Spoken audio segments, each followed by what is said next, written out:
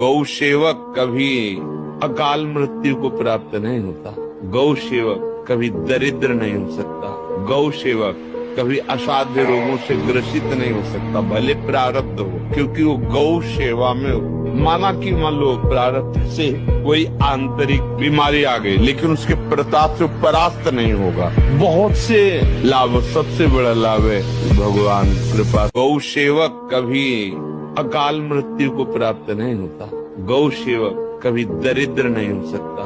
गौ सेवक कभी असाध्य रोगों से ग्रसित नहीं हो सकता, भले प्रारब्ध हो, क्योंकि वो गौ सेवा में हो। माना कि मान लो प्रारब्ध से कोई आंतरिक बीमारी आ गई, लेकिन उसके प्रताप से परास्त नहीं होगा। बहुत से लाभ, सबसे बड़ा लाभ है भगवान कृपा। गौ सेवक कभी अकाल मृत्यु को प्राप्त नहीं होता। गौ सेवक कभी दरिद्र नहीं हो सकता।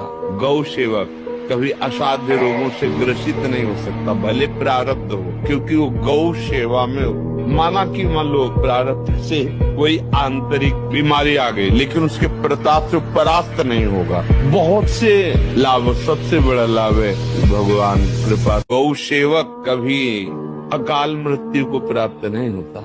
गौ सेवक कभी दरिद्र नहीं हो सकता। गौ सेवक कभी असाध्य रोगों से ग्रसित नहीं हो सकता, भले प्रारब्ध हो, क्योंकि वो गौ सेवा में हो। माना कि मान लो प्रारब्ध से कोई आंतरिक बीमारी आ गई, लेकिन उसके प्रताप से परास्त नहीं होगा। बहुत से लाभ, सबसे बड़ा लाभ है भगवान कृपा। गौ सेवक कभी अकाल मृत्यु को प्राप्त नहीं होता।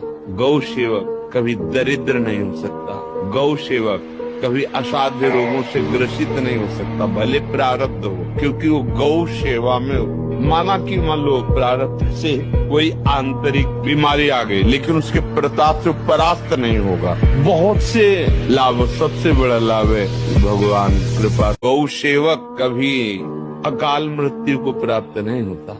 गौ सेवक कभी दरिद्र नहीं हो सकता। गौ सेवक कभी असाध्य रोगों से ग्रसित